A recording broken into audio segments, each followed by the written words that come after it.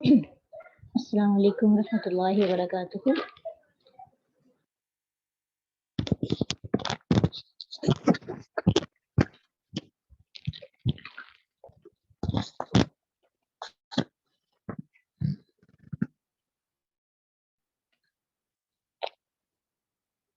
कैसे हैं आप सब स्टूडेंट्स?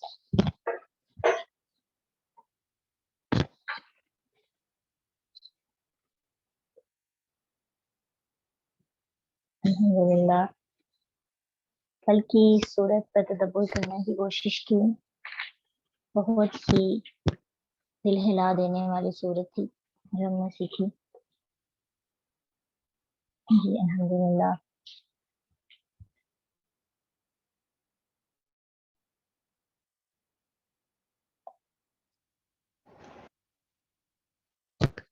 सूरत तकासुर,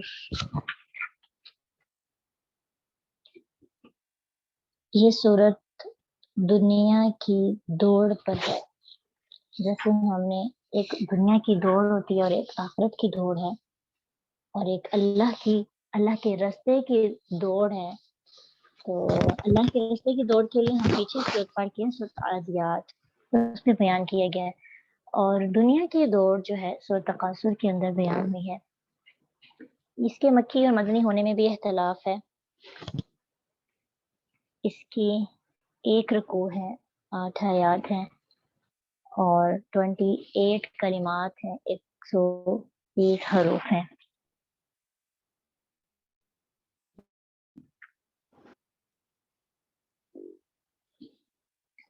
हदीस में आता है कि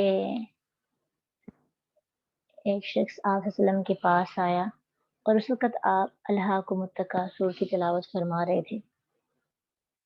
तो आपने फरमाया, इब्न आदम कहता है मेरा माल मेरा माल, हालांकि ए आदम के बेटे, तेरे माल में से तेरा माल तो सिर्फ वही है जो तूने खाया, फना कर दिया या पहना और पुराना कर दिया या सदका किया और आगे बेच दिया। तो सो तकासुर की तिलावत के दौरान यानी तिलावत फरमाते हुए अल्लाह के रसूल सल्लल्लाहु अलैहि वसल्लम ने ये बात कही। तो इसका मतलब ये है कि इस हदीस का इस सूरत के साथ बहुत गहरा रिश्ता भी है। यानी इंसान की दुनिया के माल और दुनिया की चीजें इकट्ठी करने और उनकी हकीकत की वजाहत की गई है। अल्हाकुमुत तकासुर, अल्लाह को अल्लाह हलाक या गाफिल कर दिया है तुम्हें, अत्तकासुर एक दूसरे से ज्यादा हासिल करने की हिर्स ने, यानी कसरत तलब ने तुझे हलाक कर दिया है। अल्लाह युल्ही जो है, अल्लाह का मतलब होता है किसी चीज के साथ इतना लगाव और दिलचस्पी जो इससे अहम चीजों से गाफिल कर दे, यानी किसी अहम चीज से गाफिल हो जाना, इसे कहते अल्लाह। और तकासुर, तकासुर बाब तफाल से है और हमने पढ़ा है इसमें कि इसमें मुशारकत पाई जाती है ना, एक दूसरे से ज्यादा हासिल करना, एक दूसरे से ज्यादा तलब करने की कोशिश, मुकाबला पाया जाता है। तो अत्तकासुर यानी इसमें 3 चीजें आती हैं। तकासुर में 3 चीजें आती हैं। पहली चीज कि इंसान ज्यादा हासिल करने की कोशिश करता है, कसरत तलब, ज्यादा की चाह। दूसरी चीज, ज्यादा की चाह के साथ साथ वो मुकाबले में हासिल करता है, यानी एक दूसरे से ज्यादा हरीफ बनते हैं उन दुनियावी चीजों को हासिल करने में कि हमें तमाम लोगों से ज्यादा मिल जाए। तीसरी चीज तकासुर के अंदर होती है फख्र करना। हासिल हो जाने पर फिर दूसरों पे फख्र करते हैं कि हमारे पास तो बहुत कुछ है, हमारे पास तो इतना माल नहीं, इतना मुकाम नहीं, इतना रुतबा नहीं। तो इसलिए अल्लाह को मुत्तकासुर, अल्लाह हकीकत बता रहे हैं लोगों को कि तुम्हें एक दूसरे से ज्यादा हासिल करने की हिर्स ने गाफिल कर दिया है। वैसे भी अल्लाह जो है लहव से है, और लहव किसे कहते हैं? खेल तमाशे को। और खेल तमाशा क्या होता है? زیادہ اہم مقاصد سے جب ہم غافل ہو کر گھٹیا مقاصد میں مشغول ہو جاتے ہیں نا، اس سے لہون کہا جاتا ہے۔ اور تکاثر صرف مال میں نہیں ہے، بلکہ ہر چیز کے اندر، دنیا کی ہر چیز میں کثرت حاصل کرنے کی کوشش کرنا، وہ مقام ہے، وہ عزت ہے، وہ شہرت ہے، وہ اسباب لذت ہے، وہ کوئی بھی، وہ علم ہے، ایون کہ علم نافع کے علاوہ، کیونکہ اس علم کی تو اس کی دعا مانگنی چاہیے، رب زدنی علما، ہمارے علم میں اضافہ فرما۔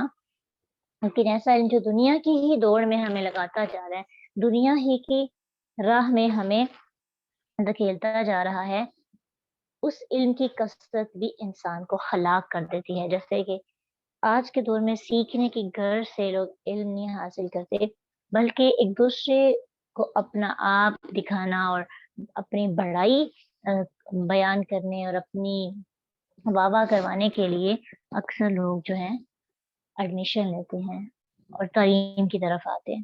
تو یہ بھی کثرت ہی ہے نا، کثرت طلب نے انسان کو ہلاک کر دیا ہے۔ تھوڑا تھوڑا ساتھ ساتھ سوچتے جائیں کہ انسان اکثر بھول جاتا ہے کہ جب وہ دنیا کے مقاصد زیادہ بڑھا لیتا ہے، دنیا کے پیچھے بھاگتا رہتا ہے، تو اس کو دو نقصانات ہوتے ہیں۔ ایک تو یہ ہے کہ دنیا کے اندر اس کی ذمہ داریاں بڑھ جاتی ہیں، وہ تھک جاتا ہے، وہ جتنی کوششیں زیادہ کرتا ہے اس کے آرام میں کمی آنے لگتی ہے۔ اور دوسری چیز، تھکتا بھی ہے، لیکن تھکتا چونکہ دنیا کے راستے میں، تو پھر اس کے لیے آخرت میں کوئی حصہ نہیں ہوتا۔ کوشش کو بھی کرتا، ہو سکتا ہے کہ اللہ کی راہ میں کوشش کرنے والے سے زیادہ کوشش ہو اس کی جو دنیا کی راہ میں کوشش کر رہا ہے، لیکن کوششوں میں، نیت میں فرق ہے۔ اس لیے دنیا کی کثرت میں پڑنے والا شخص ڈبل نقصان برداشت کرتا ہے، دنیا کی ذمہ داریاں بھی اس پہ بڑھ جاتی ہیں اور بوجھل اور بھاری زندگی اس کی گزرتی ہے، اور اس کے ساتھ ساتھ آخرت میں اس کا کوئی حصہ نہیں ہوتا، اللہ سے دوری بھی اس کی ہو جاتی ہے۔ پھر فرمایا کہ ابن عباس رضی اللہ عنہما سے روایت ہے کہ اللہ کے رسول صلی اللہ علیہ وسلم نے فرمایا، یعنی اس حرص کی حد کیا، یعنی اس لالچ کی حد کیا ہے جو انسان حاصل کرنے کی کوششیں کرتا رہتا ہے۔ اس کی حد یہ ہے کہ اگر ابن آدم کے پاس مال کی بڑی ہوئی 2 وادیاں بھی ہوں تو وہ تیسری وادی کا تلاش کرے گا، اور آدم کے بیٹے کی پیٹ کو مٹی کے علاوہ کوئی چیز نہیں، یعنی وہ مر جاتا ہے پھر ہی اس کی چاہ ختم ہوتی ہے، ایون کہ اسے ملتا جائے وہ اور کی چاہ کرتا رہتا ہے، اس کی چاہ ختم نہیں ہوتی، اور اللہ اس کی طرف پلٹ آتا ہے جو واپس پلٹ آئے، یعنی جو اللہ کی راستے پہ واپس آ جاتا ہے تو اللہ بھی اس انسان کی توبہ قبول کر لیتا ہے۔ تو اپنے آپ کا موازنہ بھی کرتے رہنا اور ساتھ ساتھ یہ سوچنا ہے کہ ہمارا شمار بھی انہی لوگوں میں ہے، ہم اپنے آپ کو ان سے الگ تھلگ نہیں مان سکتے۔ کسی نہ کسی چیز کی کثرت اور چاہت ہمیں گھیرے ہوئے ہے، جس کے لیے ہم دن رات کوششیں اور محنتیں کرتے رہتے ہیں۔ اور سب سے نقصان دہ جو ہوس ہے، حرص ہے، وہ 2 چیزوں کی ہے۔ اس کے بارے میں اللہ کے نبی صلی اللہ علیہ وسلم نے فرمایا کہ 2 بھوکے بھیڑیے جو بھیڑ بکریوں میں چھوڑ دیے جائیں، وہ انہیں اتنا خراب نہیں کرتے جتنا آدمی کے مال اور شرف، یعنی اونچا ہونے کی حرص اس کے دین کو خراب کرتی ہے۔ کتنی شدت والی اور کتنی اہم بات اور اہم حدیث ہے کہ جو اللہ کے نبی صلی اللہ علیہ وسلم نے فرمائی، اس کو سوچیں۔ 2 بھوکے بھیڑیے بکریوں چھوڑ دیے جائیں تو وہ کیا کرتے ہیں؟ بکریوں کو چیر پھاڑ کر رکھ دیتے ہیں، کھا جاتے ہیں۔ اللہ کہتے ہیں، اللہ کے رسول صلی اللہ علیہ وسلم فرماتے ہیں کہ یہ بھی کم ہے، آدمی کا دین اس سے بھی زیادہ خراب ہوتا ہے جب آدمی کے دل کے اندر مال اور شہرت، اونچا ہونے کی حرص پیدا ہو جاتی ہے، لالچ پیدا ہو جاتا ہے۔ تو اللہ تعالیٰ سے پناہ مانگنی چاہیے نا ان دونوں چیزوں سے دور رہنے کی، کہ اللہ ہمیں شہرت کا نشہ اور مال کا نشہ، ان دونوں سے بہت دور رکھنا، ہم ان کی ایڈکشن کا شکار نہ ہو۔ لیکن اگر دیکھا جائے تو ہم سب کہیں نہ کہیں ایڈکٹ ہیں ان سب چیزوں میں۔ اور پھر کس چیز سے غافل کر دیتی ہیں یہ چیزیں؟ اللہ کے احکامات سے، اللہ کے دین سے، آخرت کی یاد سے یہ کثرت طلب انسان کو غافل کر دیتی ہے۔ پھر فرمایا حتی زرتم المقابر، کہ یہ کب تک رہے گی؟ جب تک تم، حتی یہاں تک کہ زرتم جا دیکھے، المقابر قبرستان، حتی کہ تم نے قبرستان جا دیکھے، تب تک تمہاری ہوس اور حرص ختم نہیں ہوگی۔ قبرستان جا دیکھنے کا مطلب یہ ہے کہ تمہاری موت آ جائے گی، یعنی موت آنے تک یہ غفلت ایسی ہی رہے گی۔ جیسے جیسے موت قریب آتی جائے گی غفلت کا نشہ بڑھتا رہے گا۔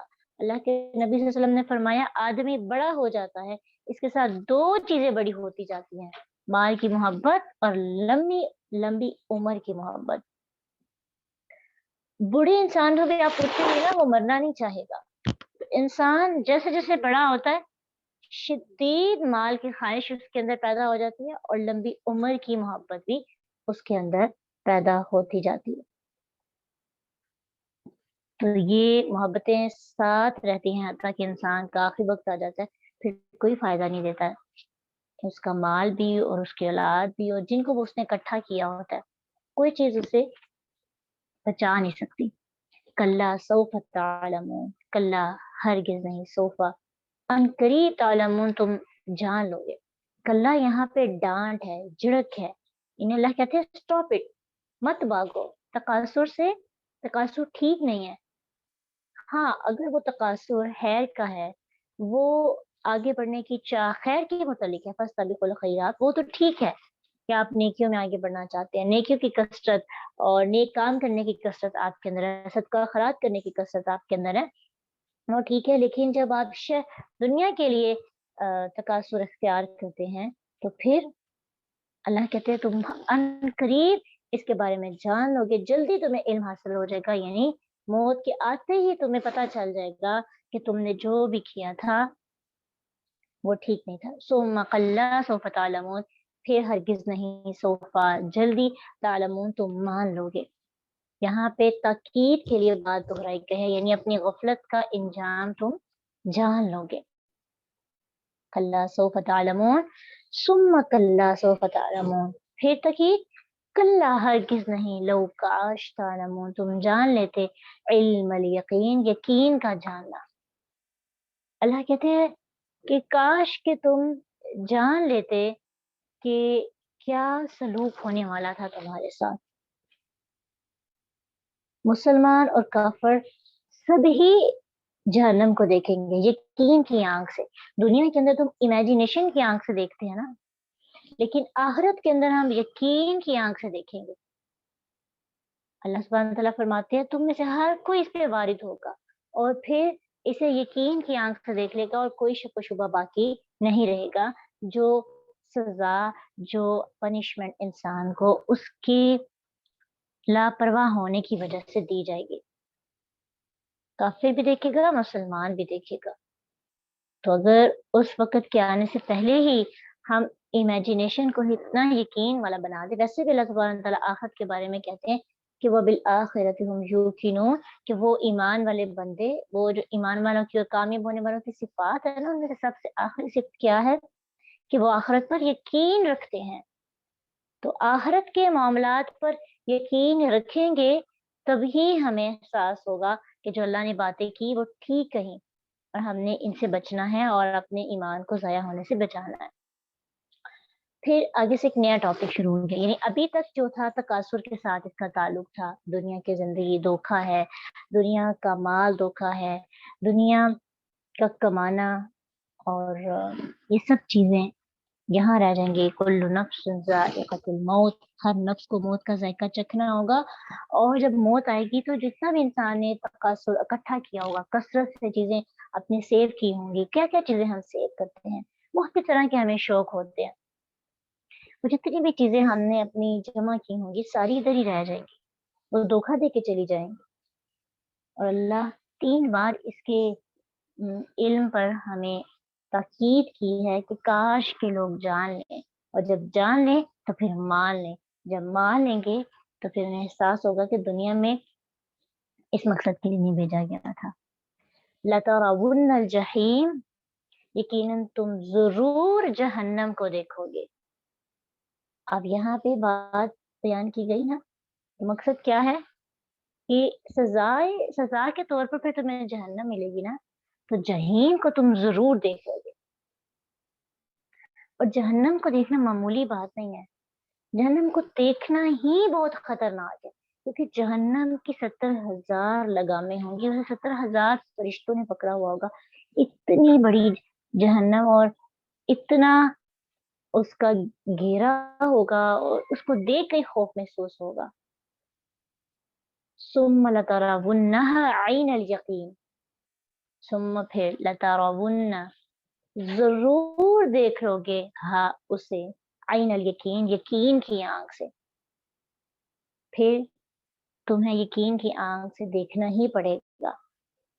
सुम्मा फिर लतुसअलुन्ना, तुम पूछे जाओगे, अलबत्ता जरूर पूछे जाओगे। ये जरूर जो हम लगा रहे हैं ना, ये लास्ट पे जो नून मुशद्दद है, इसकी वजह से। यौमा इज़िन, उस दिन, अनिन नईम, उन नेमतों के बारे में जिनकी तुमने कदर ना की, उन नेमतों के बारे में जो अल्लाह ने तुम्हें अता की। किस नेमतों के बारे में पूछा जाएगा, किन किन के बारे में सवाल होगा, कौन कौन सी नेमतें हैं जो अल्लाह ने हमें दी हैं। सोचना शुरू करें। अल्लाह कुरान में कहते हैं कि अगर तुम मेरी नेमतों को गिनना चाहो तो तुम गिन ना सको, शुमार नहीं कर सकते। हमारे पेन से लेकर हमारे देखने तक, हमारी समात, हमारी बसारत, हमारी जुबान, हमारा हिलना, हमारा सांस लेना, हमारे जिस्म के हर अज़ा का जोड़, पोर पोर अल्लाह की नेमत है। एक सेल की कमी या किसी एक अज़ा की कमी की वजह से हम अनकम्प्लीट लाइफ जो है गुजारते हैं, और उससे हमें क्या फीलिंग्स आती हैं, अपने आप को कमतर महसूस करते हैं, लोगों के साथ चलने फिरने में मुश्किल पेश आती है। अगर हमारी एक आंख ठीक ना हो, नजर हमें ठीक आ रहा है लेकिन हम अच्छे तरीके से नहीं देख पाते, और उससे हमें इंसल्ट फील होती है। अगर हमारी एक उंगली ना हो या उसका स्टाइल थोड़ा चेंज हो, तो हम उसको बहुत अनकंफर्टेबल फील करते हैं सेहतमंद लोगों के साथ उठने बैठने में। तो एक एक चीज, इवन के दीन की मोहब्बत, कुरान का सीखना, कुरान का पढ़ना भी एक नेमत है, और किसी नेमत से एक काम नहीं। दीन भी बजाते खुद एक नेमत है जो अल्लाह ताला हर एक को नहीं अता करते। अल्लाह जिससे मोहब्बत करते हैं उसी को समझ अता करते हैं, और उसी को तौफीक देते हैं कि वो सीख सके और फिर उस पे अमल भी कर सके। तो सोचिए कौन कौन सी नेमतें अल्लाह ने अता की, किन किन नेमतों का हम शुमार करना चाहे तो कर सकेंगे। अबू हुरैरा रज़ी अल्लाह अन्हु से रवायत है कि एक दिन नबी सल्लल्लाहु अलैहि वसल्लम और अबू बकर और उमर रज़ी अल्लाह अन्हुमा भूख की वजह से घर से निकले और एक अंसारी के घर आए। उसने मेहमानी में खजूरें और बकरी का गोश्त पेश किया, तो आपने गोश्त और खजूरें खाई और ऊपर से शीरी पानी पिया, मीठा पानी पिया। जब खूब सैर हो चुके तो आप वसल्लम ने फरमाया, उस जात की कसम जिसके हाथ में मेरी जान है, तुमसे क़यामत के दिन इस नेमत के बारे में भी सवाल किया जाएगा। क्या थी? खजूरें थी, बकरी का गोश्त और मीठा पानी।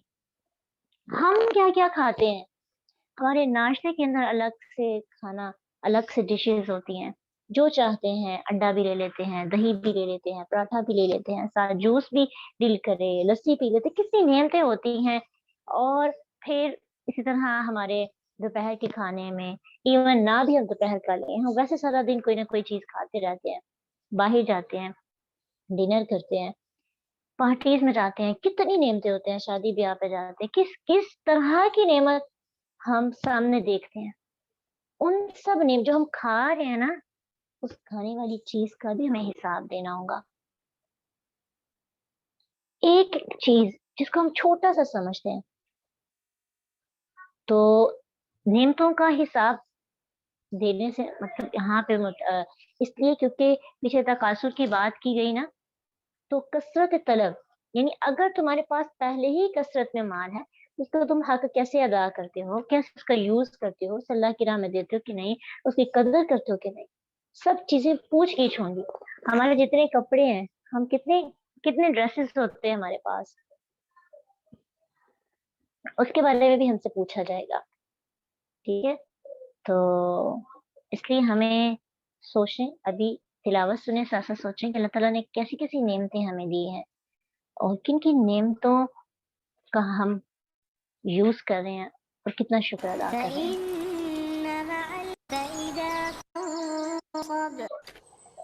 الشيطان الرجيم سورة التكاثر مكية بسم الله الرحمن الرحيم ألهاكم التكاثر حتى زرتم المقابر كلا سوف تعلمون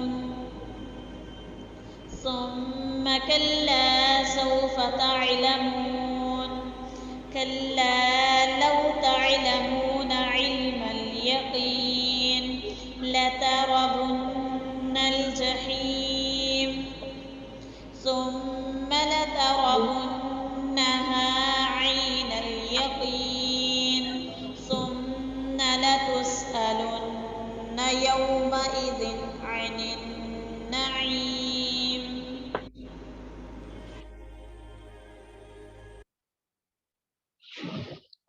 सोचिए हमें किस किस चीज की कसरत की तलब है और बढ़ती जा रही है और फिर उसका अंजाम क्या होगा। किस किस तरह के शौक होते हैं हमारे। किसी का शौक है अपने अपने ड्रेसेस इकट्ठे करना, किसी का शौक है उसके बहुत ज्यादा घर हो, किसी का शौक होता है उसके पास बहुत ज्यादा माल हो, किसी का शौक होता है उसके पास मेकअप बहुत ज्यादा हो, ज्वेलरी बहुत ज्यादा हो, गोल्ड बहुत ज्यादा हो। किसी की कसरत सिल्वर में होती है और किसी की कसरत खाने में होती है और किसी की कसरत दुनिया की हर चीज को हासिल करने में होती है। इवन के कोई भी चीज जब हाथ से बढ़ जाती है तो वो कसरत का शिकार हो जाती है और इंसान उसे बढ़ा चढ़ाकर अपने लिए लोगों के मुकाबले में इकट्ठा करने की कोशिश करता है। अपने अपने शौक चेक करने हैं, कैसे कैसे शौक हैं जो हम इस दुनिया के अंदर पाले हुए हैं और हमें हिसाब ही तो देना होगा ना। इस दुनिया के अंदर बहुत से ऐसे लोग भी हैं जिनको सीखने का शौक होता है, जिनको खासतौर तौर पे दीन का इल्म हासिल करने का शौक होता है। उनकी जिंदगी के अंदर भी मुश्किलात आती हैं, प्रॉब्लम्स आती हैं, लेकिन उनकी कसरत क्या होती है, अल्लाह के करीब कर देने वाली वो तमाम बातें, वो तमाम चीजें सीखना, चाहे उनके रास्ते में कितनी भी रुकावटें क्यों ना आए। तो आज हम अपने कुछ स्टूडेंट्स से पूछेंगे जिन्होंने, खासतौर पे हमारे कुछ ऐसे स्टूडेंट्स हैं जिन्होंने बहुत मुश्किलात के साथ और बहुत कुर्बानियां देकर कुरान को सीखने की कोशिश करते हैं। देखते हैं कि वो अपने इस कसरत को हासिल करने के लिए कितनी मुश्किलात बर्दाश्त कर रहे हैं, फिर भी इस कुरान को छोड़ना उनके लिए गवारा नहीं है। क्योंकि जो एक बार जुड़ जाता है ना तो उसको फिर आदत हो जाती है और फिर उसके लिए वो अपनी जान भी देनी पड़े तो वो भी उसके लिए आसान हो जाती है।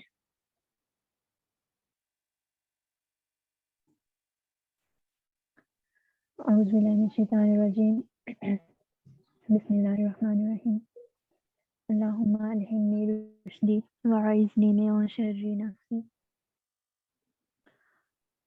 सूरह तकासुर कभी पढ़ी और उसका मफ़हूम देखा तो सारा कुछ वो याद आया। और उसमें ना अगर अपने सफ़र की बात करें तो अम, सफ़र शुरू हो जाता है लेकिन उसके पीछे भी कोई काफ़ी टाइम होता है, स्ट्रगल होती है। और जहाँ तक मुझे याद है ना, और अभी तक अगर मैं पूरा खुलासा यानी ये जितने पे मेरा टाइम हुआ कुरान के साथ, तो मुझे एक चीज़ सिर्फ नज़र आती है जो मुश्किल थी, वो दुआ थी कि मेरे लिए मुमकिन नहीं था कि मैं कुरान का तर्जुमा या तफसीर या हिफ्ज़ या कोई भी ऐसा काम कर सकती, मतलब जितनी भी कोशिश की हैं कुरान से रिलेटेड।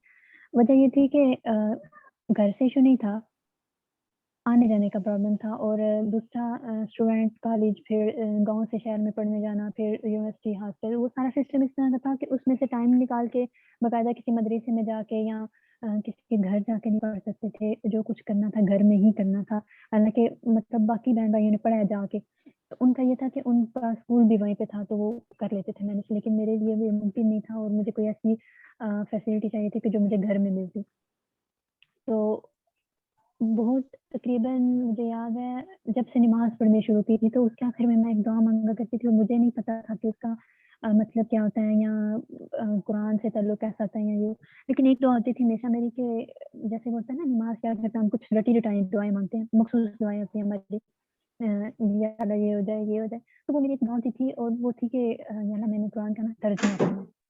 और ये दुआ मेरी जब मैं कुरान के साथ कनेक्ट हो गई हूँ, यानी अभी तक वो मेरी ज़ुबान पे रटी है। जैसे हम नमाज़ शुरू करते हैं तो हमें याद नहीं करना पड़ता कि सूरह फ़ातिहा के बाद ये करना है स्टेप या रुकू है या सजदा है, तो हम वो मखसूस होते हैं। ऐसे ये एक दुआ थी और हम अक्सर दुआ छोड़ देते हैं ना नमाज़ के बाद कि नहीं मैं मतलब अब क्या मेरी दुआ में तासीर नहीं है, मैं क्या रटी-रटाई दुआएँ माँगूँ। तो मुझे लगता है वो भी ज़रूरी होती हैं, वो लिख दी जाती हैं। और मुस्तकील मिज़ाजी से माँगी जाए ना, बार-बार माँगी जाए तो उनकी तासीर ज़्यादा होती है। जैसे अभी हमने सूरत पढ़ रहे थे तो इसमें बार-बार सुम्मा सुम्मा सुम्मा कल्ला सौफ़ा तालम सुम्मा लतरवुन्नल, तो वो बार-बार एक बात रिपीट हो रही थी तो बात की तासीर बढ़ती है जब हम उसकी रिपिटिशन करते हैं। तो ख़ैर वो मुसलसल दुआ थी और फिर फाउंडेशन का पता चला घर में थे कोविड की वज़ह से और फ़ोन ज़्यादा यूज़ हो रहा था उन दिनों, तो उस टाइम काफ़ी ऑनलाइन ये सिस्टम चला तो ऐसे ही मुझे भी पता चला एक दोस्त के थ्रू मैं आई, एडमिशन लिया और शुरू कर लिया। अब घर की तरफ से कोई प्रॉब्लम नहीं थी कि घर वालों ने रोका या किसी ने कहा कि नहीं पढ़ना या मतलब ऐसा कोई इश्यू नहीं हुआ, बिल्कुल भी ना घर के कामों का बर्डन था, ऐसा कुछ नहीं। 2 इश्यू थे, एक मैं खुद यानी अब देखिए एक बंदा जिसने कभी कुरान को इस नज़र से देखा नहीं, उसकी तिलावत नहीं, उसकी तफ़सीर यानी वो बिल्कुल उसका माइंड जो है वो एक साइंस स्टूडेंट है वहाँ पे उसका दिमाग फुली यानी बिल्कुल भी उसे पता ही नहीं है, नॉलेज नहीं है कुरान का और वो अचानक से इधर आ जाता है और आके उसको सामने तजवीज़ भी मिलती है, ग्रामर भी मिलती है, तफ़सीर मिलती है और वो एकदम एक बोझ फ़ील होता है। दूसरी चीज़ थी मेरी स्टडी कि दोनों को साथ लेके चलना। तो उस टाइम ये आसानी हो गई थी कि घर में थे तो साथ में यानी बिल्कुल फ्री टाइम होता था, कोई इश्यू नहीं था, दोनों पढ़ सकते थे। लेकिन आप यकीन करें, मुझे लगता है वो टाइम सबसे ज़्यादा मुश्किल था कि जब आप फ्री होते हैं कि आपकी ज़िम्मेदारी आप पे है, कोई आपको रोकने वाला नहीं है, कोई आपको ये कहने वाला नहीं है कि फलाँ काम करो, तुमने ये क्यों नहीं किया, कोई स्टडी का भी पूछने वाला नहीं है, सबको पता है समझदार है, बड़ी हो गई है, खुद पढ़ना है इसने। और अब सबको पता है कि कुरान भी पढ़ रही है, तो इस हवाले से मुझे कभी किसी ने तंग नहीं किया कि यानी काम करो, उन्हें ये पता था कि पढ़ती है। यूनिवर्सिटी का भी पढ़ रही है और कुरान पाक का भी पढ़ रही है। उसमें सबसे बड़ी प्रॉब्लम मैं खुद थी कि मैं कैसे मैनेज करूँ? तो हर बंदे की ज़िंदगी में ना मुश्किलात मुख्तलिफ होती हैं। अगर आप नज़र दौड़ाएँगे ना, तो जब आपका कुरान के साथ सफ़र शुरू हुआ है, तो आप लोगों को ना मुख्तलिफ बातें आपके ज़हन में आ रही होंगी कि मैंने जब शुरू किया तो मेरे साथ ये प्रॉब्लम हुई थी। किसी के साथ फाइनेंशियल प्रॉब्लम होती है, किसी के साथ घर टाइम नहीं मिल रहा था घर के कामों से, किसी पढ़ाई का ज़्यादातर जो मेरे साथ अभी स्टूडेंट्स हैं, वो ज़्यादातर इस तरह के हैं कि यानी वो स्कूल, कॉलेज, यूनिवर्सिटी के स्टूडेंट हैं, टाइम का इश्यू होता है। तो मैंने क्या किया कि जो 2 चीज़ें मुझे याद हैं, एक तो मैं दुआ मुस्किल मिज़ाजी से माँगती थी कि या अल्लाह ये प्रॉब्लम है, ये हल कर दें और वो फ़ौरी नहीं कबूल हुई। कभी भी ऐसी कोई दुआ मुझे नहीं याद जो मेरी अगले मिनट में कबूल हो गई हो। लेकिन वो दुआएँ कुछ टाइम बाद कबूल हुई हैं और वो ज़्यादा अच्छी तरह कबूल हुई हैं। और दूसरा मैं ये माँगती थी कि या अल्लाह मुझसे ना लोगों की भलाई वाला काम लेना और ये दुआ मैं अभी तक माँगती हूँ कि या अल्लाह मुझसे भलाई का काम लेना, खैर का काम लेना, शर का काम मैं नहीं करना चाहती, शर नहीं फैलाना मैंने। तो उस टाइम ये हुआ कि मुझसे अचानक से यानी दुआएँ भी थी, क्लासेस मैं ले रही थी, मैं अपनी यूनिवर्सिटी की स्टडी मैनेज कर रही थी, सारा कुछ मैं कर रही थी कि अचानक से मेरा दिल यानी मुझे लगा मैं नहीं पढ़ सकती कुरान, मैं इस काबिल नहीं हूँ, मेरा मेरा इतना वक़्त ही नहीं है। यानी मुझे समझ नहीं आती चीज़ों की मैं क्या करूँ? मैं छोड़ रही हूँ। घर में कोई इश्यू नहीं था, पढ़ो, छोड़ो, तुम्हारी अपनी मर्ज़ी है। मैंने लीव ली 2 या 3 दिन की मुझे याद है मैंने लीव ली थी और मैंने मैंने कहा मैं नहीं पढ़ूँगी और आप यकीन करें वो 2 से 3 दिन मुझे लगता है कि जितनी मेरी अब तक की लाइफ़ है, उसके मुश्किल तरीन दिन थे। کہ اور مجھے تیسرے دن لگا کہ نہیں میں پاگل ہو جاؤں گی اگر میں قرآن نہیں پڑھوں گی، میری صبح نہیں ہو سکتی، مجھے ایسا لگا جیسے مجھ سے اللہ ناراض ہو گیا ہے، تفسیر کلاس نہیں لینی تو مجھے اللہ سے بات میں کیسے کروں گی، مجھے اللہ سے بات کرنی تھی کسی نہ کسی طریقے سے، وہ کوئی بھی راستہ ہوتا، نماز میں ہم کنسنٹریٹ نہیں کر سکتے، آس پاس شور ہوتا ہے یا وہ سارا کچھ، اگر کبھی خشوع والی نماز ہو تو وہ 1 یا 2 رکعت ہوتی ہیں، اللہ سے ڈائریکٹ وہ بات نہیں ہوتی جو قرآن کے ذریعے ہو جاتی ہے، جب قرآن کی کوئی آیت پڑھی جاتی تو پھر ہوتا تھا کہ اللہ مجھے بتا رہے ہیں کہ آج دن میں تمہیں یہ کرنا ہے، تو میرے لیے جو سب سے بڑی مشکل تھی وہ مجھے خود کو ہینڈل کرنا تھا، سب سے مشکلات مختلف ہوتی ہیں، میرے لیے میں خود مشکل تھی کہ میں خود کو کیسے اس کے ساتھ کنیکٹ رکھوں، تو ایک دن بھی تفسیر کی کلاس نہ لوں تو وہ لگتا تھا کہ جیسے نا اور اللہ نے کوئی اہم بات بتا دی ہے جو مجھے نہیں پتا، اور اب مجھے لازمی کہیں نہ کہیں پہ نقص، کیونکہ میں نے وہ اللہ کی بات نہیں سنی، مجھے سننی چاہیے تھی، تو میں نے اس ٹائم 2 کام کیے تھے، ایک تو یہ کہ میں نے اپنے اوپر نگران بنا دیا تھا، جیسے میں انہی دنوں میں نے یسریٰ کی ٹیم بھی جوائن کر لی، تو وہ میں نے ان دنوں کام لیا تھا اٹینڈنس کا، کلاس کی اٹینڈنس میں لوں گی، اب ظاہری بات ہے اگر میں کلاس میں ہوں گی تو اٹینڈنس لوں گی نہیں، تو وہ مجھے رات کو سوتے وقت میرے ذہن میں آتا تھا کہ صبح میں نے لازمی کلاس لینی ہے، میں نے اٹینڈنس لینی ہے لازمی۔ دوسرا کام جو اس ٹائم نیا شروع کیا تھا وہ یہ کہ مجھے سمجھ نہیں آتی تھی تدبر کیسے کہتے ہیں، میں نے تدبر کرنا شروع کیا، میں نے کہا اگر میں آیات بھی سنوں گی تو وہ جیسے ہوتا ہے نا نماز کے ساتھ ڈیوٹی ہوتی ہے، تو میں نے ڈیوٹی لگا لی کہ نہیں میں نے نا جس طرح میرے پہ نماز فرض ہے نا اس طرح میں تدبر کر میں اس دن کی آیات پڑھوں گی، تو مجھے لگتا ہے کہ ہم لوگ جو اسٹوڈنٹس ہوتے ہیں نا ہمارے پاس بہت ٹائم ہوتا ہے، فری ٹائم، اور یقین کریں جب تک آپ اسٹوڈنٹ ہیں آپ کے پاس ٹائم ہے، اس کے بعد آپ کے پاس ٹائم نہیں ہوگا، اور ہمیں یہ باتیں بڑے اگر بتاتے ہیں نا وہ کہتے ہیں جب پریکٹیکل لائف میں آپ کو پتہ چلے گا ہمیں ان کی باتیں مذاق لگتی ہیں، ہمارے پاس ٹائم ہے، تو جو میں آپ لوگوں کو ایک قرآن ساتھی ہونے کی وجہ سے نصیحت کروں گی، وہ میرے اپنا تجربہ یہ کہتا ہے کہ 2 کام کریں، دعا تو کبھی نہ چھوڑیں، اپنے مسائل کی اللہ سے حل مانگتے ہیں یا اللہ یہ مسئلہ ہے، دوسرا کہ اپنے پر نگران ضرور رکھیں، ہمیں پتہ ہے ہمیں اللہ دیکھ رہا ہے اور وہ رکھتا ہے، لیکن پھر بھی ہمیں کوئی یہاں پہ اپنا نگران رکھنا چاہے، آپ کسی اپنی بہن یا بھائی یا گھر میں کسی کو کہہ دیں کہ مطلب میری کلاس کے لیے مجھے نگران ہے، یا آپ اپنا الارم توڑتے اپنے دوستوں کو کہہ دیں، اور کسی ایسے بندے سے کہیں جس کا آپ کو ڈر ہے تو آپ لازمی کلاس میں آئیں گے، تو قرآن کا سفر بہت طویل ہے، بہت دفعہ اپس اینڈ ڈاؤنس آتے ہیں، لیکن مستقل مزاجی واحد جس چیز سے آتی ہے وہ دعا ہے، اللہ تعالیٰ آپ کو ہم سب کو قرآن پڑھنے کی اور عمل کرنے کی توفیق دے، آمین۔ جی ماشاء اللہ، اللہ تعالیٰ آپ کی مزید بانیاں پیدا کریں۔ دراصل آپ کے ساتھ ڈسکشن کروانا اس لیے ضروری تھا کہ کافی محنت کے ساتھ انہوں نے قرآن کا سفر شروع کیا، اور اپنے باقی پروجیکٹس کو دیکھنے کے ساتھ ساتھ یہ یسریٰ کی ٹیم میں بھی بہت بہترین کام کر رہی ہیں، باقی ٹیم ممبرس بھی، سب کی اسٹوریز بہت مختلف اور بہت ہی ہارڈ ورکنگ ہے، لیکن یہ ہے کہ کچھ لوگ مصروف ہیں اس وجہ سے ان کی بات چیت نہیں ہو سکتی، تو ہماری ایک اور اسٹوڈنٹ ہیں تو وہ بہت بڑا جہاد کر رہے ہیں قرآن کو سیکھنے کے لیے، تو ان سے سنتے ہیں کہ وہ قرآن کو سیکھنے کے لیے کتنی قربانیاں دے رہی ہیں۔ اعوذ باللہ من الشیطان الرجیم، بسم اللہ الرحمن الرحیم۔ میں آج اپنا سفر بتانا چاہتی ہوں قرآن کے ساتھ، مجھے کیا مشکلات پیش آ رہی ہیں نا، اور میں نے ان سے کیسے ڈیل کیا۔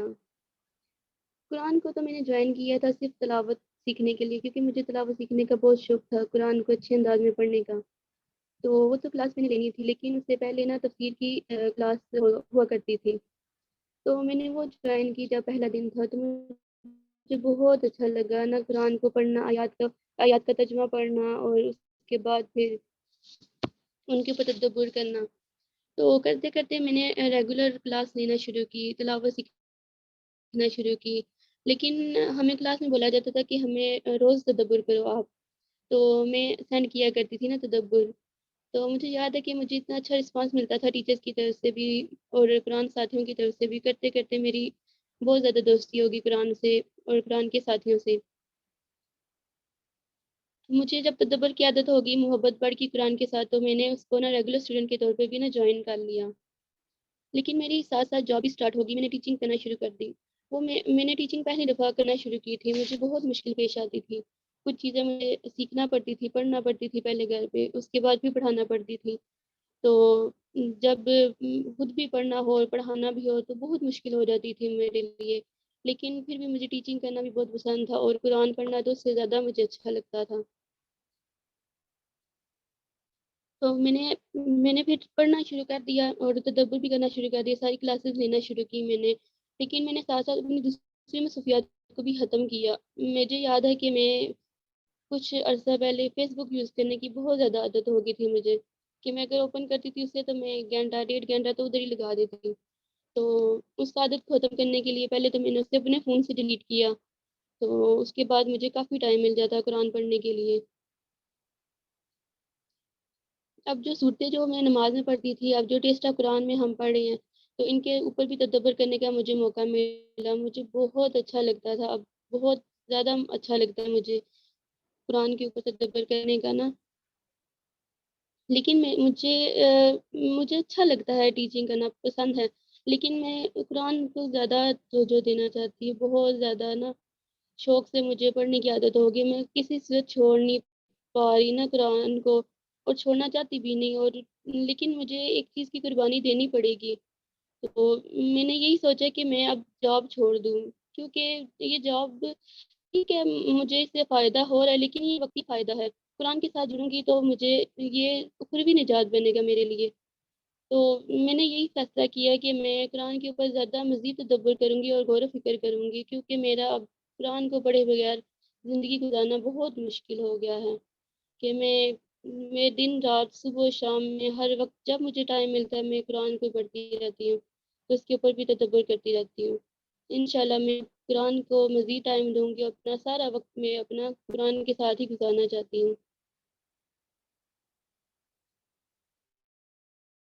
جی ماشاء اللہ، اللہ تعالیٰ آپ کو استقامت دے اور آپ کی اس قربانی کو قبول کرے، اور ہم سب کے دلوں میں بھی قرآن کی ایسی ہی محبت پیدا ہو جائے۔ وآخر دعوانا الحمد للہ رب العالمین۔ سبحانک اللہم و بحمدک، نشہد ان لا الہ الا انت